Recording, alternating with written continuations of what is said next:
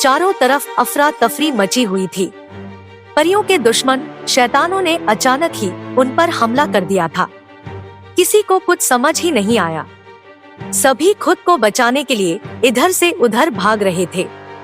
परीलोक के राजा भी महल में नहीं थे, जिसका फायदा उनके दुश्मनों ने उठाया था। वहां मौजूद सैनिक भी कुछ नहीं कर पा रहे थे।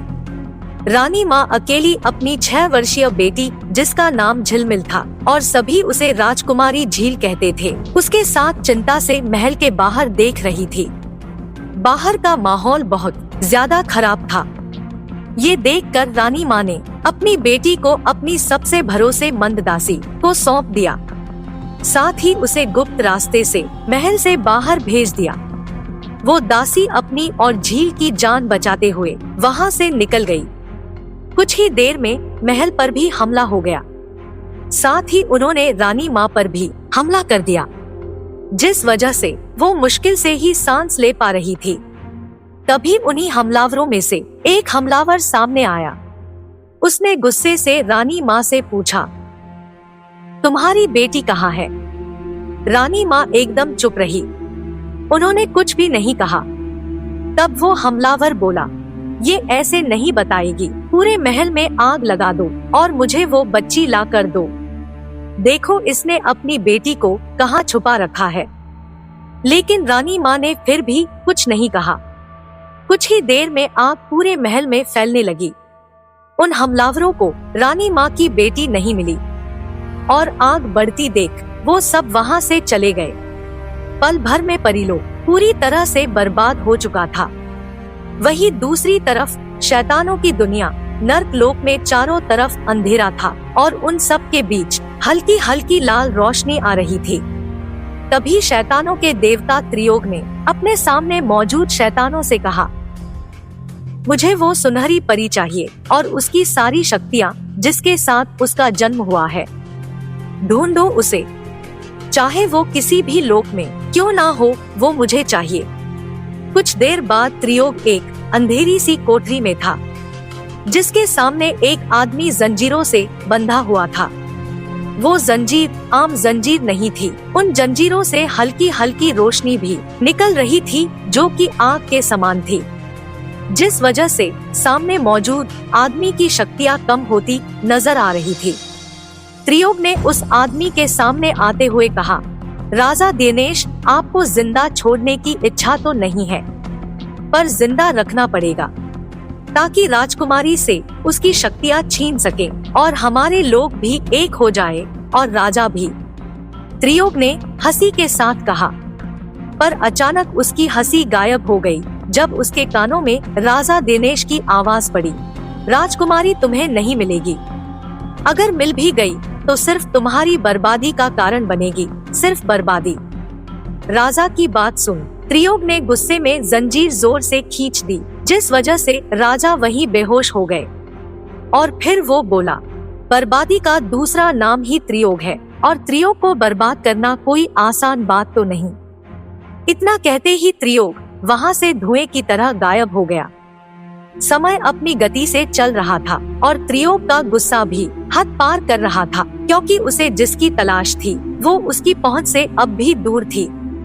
कुछ समय बाद त्रियोग के सामने खड़े शख्स ने कहा, सुनहरी परी पृथ्वी पर है। उसने अपना सिर झुका रखा था और त्रियोग के इशारे पर उसने अपना कहना जारी रखा, पृथ्वी पर उसकी मौजूदगी के सबूत मिले हैं। पिछले 21 वर्षों से वो पृथ्वी पर आम इंसान की तरह ही जी रही है, इसलिए उसे ढूंढने में हमें शायद कुछ वक्त और लगे। हमने हमारे सबसे भरोसेमंद लोगों को पहले ही पृथ्वी पर भेज दिया है। ये सब सुनकर त्रियोग के चेहरे पर मुस्कुराहट आ गई और फिर त्रियोग ने उस शख्स को जाने का इशारा कर दिया। इशारा पाते ही वो शख्स पल में वहाँ से गायब हो गया। इधर पृथ्वी पर एक घर में अधेड़ उम्र की औरत झील को आवाज लगाती हुई एक कमरे में आई। वो रूम बेहद खूबसूरती से सजा हुआ था। बेड के बीच झील ब्लैंकेट से पूरी तरह से ढकी हुई सो रही थी। उसके चारों तरफ बहुत सारे टेडी आड़े तिरछे पड़े हुए थे और कुछ बेड से नीचे गिर गए थे। उस महिला ने झील को आवाज देते हुए सारे टेडी उठाकर बेड पर रख दिए और बोली, जल्दी उठो, कॉलेज के लिए देर हो रही है। ये तुम्हारा उस कॉलेज में आखिरी साल है, सीनियर हो गई हो और इतनी लेट उठोगी, चलो जल्दी उठो। वो महिला रूम सेट करती हुई बोल रही थी। फिर उस महिला ने ब्लैंकेट हटाया तो झील ने अपनी प्यारी सी पलकों को झपकते हुए अपनी भूरी भूरी आँखों से उस महिला को देखते हुए कहा, मासी माँ, आपने हमें जगा दिया। हम कितना प्यारा सपना देख रहे थे। तभी रूम में आती चांदनी ने कहा, सपने बाद में देखना, पहले जल्दी तैयार हो, हमें लेट हो रहा है, समझी ड्रीम क्वीन। चांदनी की उम्र झील जितनी ही थी और खूबसूरती में तो उसका कोई मुकाबला ही नहीं था। नीली नीली आंखें, कमर से नीचे आते उसके सुनहरे बाल और उसने पिच कलर की लॉन्ग ड्रेस पहन रखी थी जो उस पर बहुत खूबसूरत लग रही थी। फिर झील ने मुंह बनाते हुए कहा, दी, आप इतनी जल्दी क्यों उठ जाते हो? चांदनी बोली, झील अब ड्रामे नहीं, चल जल्दी, हमें देर हो रही है। चांदनी ने झील को डांटते हुए कहा तो वो मायूसी से उठकर अपने कपड़े लेकर बाथरूम में चली गई। फिर चांदनी बोली, मासी माँ, अब चलिए हम झील को लेकर आते हैं। चांदनी ने कहा तो मासी माँ वहाँ से चली गई। कुछ देर बाद झील तैयार होकर बाहर आई। ब्लू जीन्स के साथ व्हाइट टॉप, कंधे से नीचे आते उसके काले करली बाल उसकी खूबसूरती पर चार चांद लगा रहे थे। झील ने अपने होठों पर लिपस्टिक लगाई और आँखों में काजल लगाकर उसने खुद को आईने में निहारते हुए कहा, परफेक्ट। चांदनी ने उसे देखकर अपना सिर पीट लिया, फिर उसे खींचकर अपने साथ ले गई। चांदनी और झील ने ब्रेकफास्ट किया और दोनों अपनी गाड़ी लेकर कॉलेज के लिए निकल गई।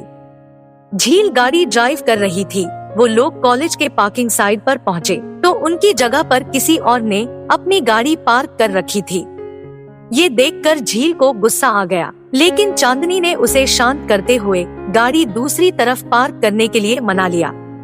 फिर झील ने चांदनी से कहा, दी, आप चलो, मैं बैग लेकर आती हूँ।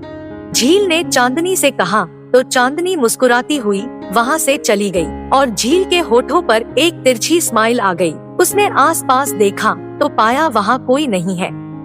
झील ने एक चुटकी बजाई और सामने खड़ी गाड़ी के चारों टायर पंचर हो गए और बोली, अगली बार ये गलती की तो इसकी गाड़ी की पूरी हालत ही खराब कर दूंगी।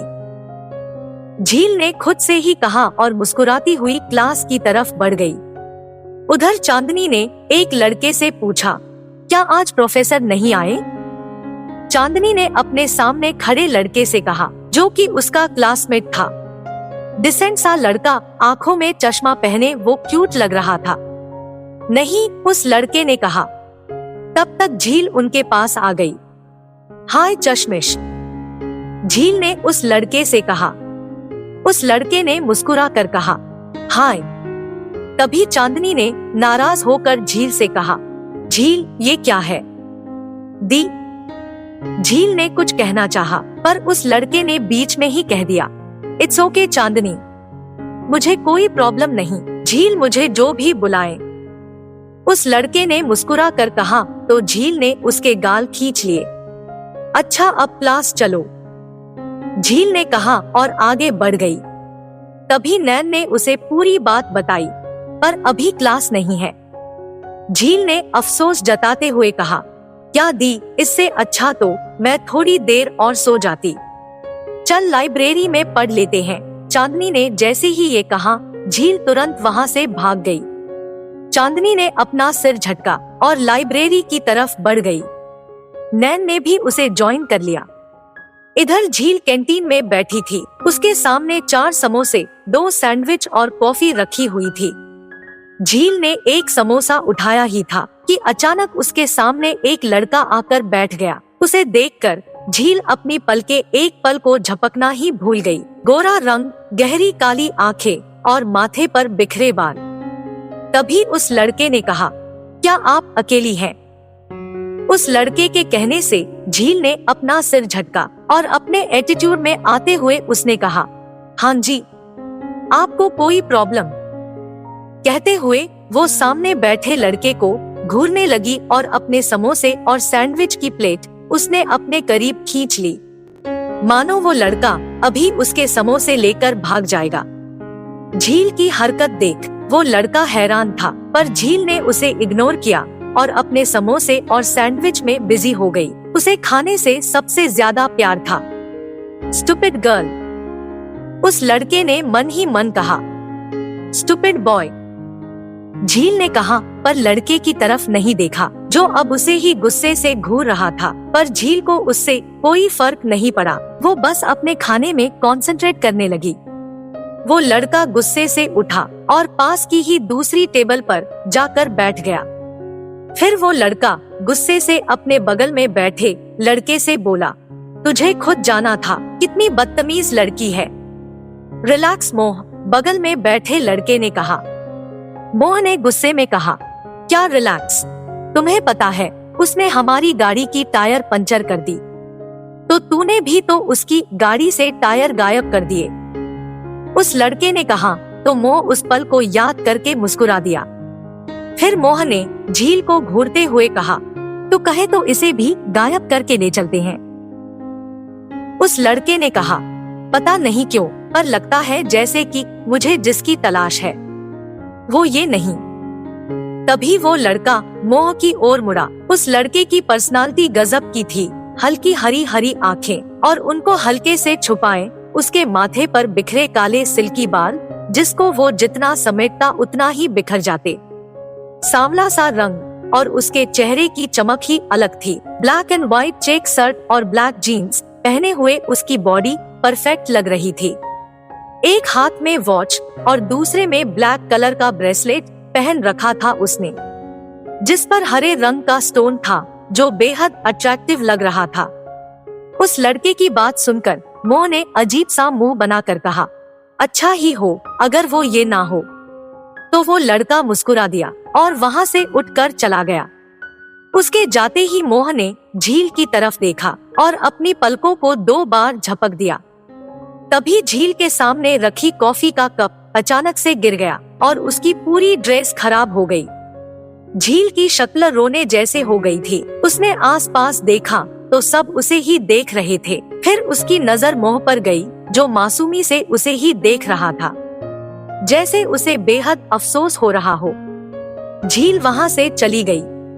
पीछे से मोह मुस्कुराते हुए उसके पीछे गया और साथ ही उसने उसकी प्लेट से सैंडविच भी उठा ली, क्योंकि समोसे तो झील ने खत्म कर ही दिए थे। ये यूहान कहाँ है? कहते हुए मोह क्लास की तरफ बढ़ा ही था कि सामने से आती झील से टकरा गया, पर झील ने उसे जोर से धकेल दिया और वो अब जमीन में गिरा पड़ा था। झील ने उस पर एक नजर डाली और अपने बालों को झटकते हुए वहाँ से चली गई। मोह तो बस उसे देखता ही रह गया। फिर अगले ही पल उसने गुस्से में अपने दांत पीस लिए। कुछ देर बाद क्लास थी तो झील, नैन और चांदनी क्लास में आ गए। चांदनी झील से सिर्फ 1 महीने की ही बड़ी थी और वो दोनों एक ही क्लास में थे। कुछ देर बाद प्रोफेसर क्लास में आए और उन्होंने सबको विश किया। स्टूडेंट्स, आज क्लास से पहले मैं आप लोगों को 2 न्यू स्टूडेंट्स से मिलवाना चाहूँगा। ये अपनी पढ़ाई बाहर से कर रहे थे, पर कुछ इशू की वजह से इन्हें यहाँ आना पड़ा। So meet your new classmates, Moh Kapoor and Yuhan Grover. Professor के कहते ही दोनों लड़कों ने क्लास में कदम रखा। सबकी नजरें सामने टिक गई। तभी झील ने मन ही मन मोह को देखते हुए कहा, बाहर पढ़ रहे थे तो बाहर ही रहते, अंदर क्यों आ गए? तुम्हें बाहर ले जाने आए हैं। मोह ने तिरछी स्माइल के साथ मन में ही कहा, तो झील अपनी भूरी भूरी आंखों को बड़ा करके मोह को देखने लगी। फिर प्रोफेसर ने मोह और यूहान को सीट्स पर जाने के लिए कहा और खुद पढ़ाने लगे। यूहान और मोह चांदनी और झील के बगल वाली बेंच पर बैठ गए। चांदनी और झील के सामने वाली बेंच पर नैन अपने एक और दोस्त के साथ बैठा हुआ था और उसकी नजरें मोह पर थी, क्योंकि वो झील को घूर रहा था। तभी यूहान मोह से बोला, पढ़ाई पर ध्यान दे। यूहान ने मोह के सिर पर चपत लगाते हुए कहा, तो मोह ने अपनी नजरें सामने टिका दी। कुछ देर बाद जब क्लास खत्म हुई तो झील ने चांदनी के नोट्स देखते हुए कहा, दी, आप मेरे भी नोट्स बना दो। चांदनी ने कहा, क्यों, तुझे खुद बनाने चाहिए। झील ने मासूमी से कहा, दी, मुझसे आपके जैसे खूबसूरती से नोट्स बनाने नहीं आते। उसकी बात सुनकर चांदनी मुस्कुरा दी और अपना बैग लेकर वो बाहर जाने को हुई ही थी कि उसके बाल किसी चीज में फंस गए। चांदनी ने पलट कर देखा तो उसके बाल यूहान के ब्रेसलेट में उलझे हुए थे। यूहान ने चांदनी को देखते ही मन में कहा, शी इज हियर। चांदनी ने अपनी पलकें उठाकर यूहान की आंखों में देखा, पर अगले ही पल उसने उस पर से अपनी नजरें हटा ली। चांदनी अपने बाल छुड़ा नहीं पा रही थी। ये देखकर यूहान ने उसका हाथ पकड़ लिया और चांदनी ने झटके से अपना हाथ पीछे खींच लिया। आखिर क्या मकसद है यूहान और मोह का? क्या त्रियोग सुनहरी परी को खोज पाएगा?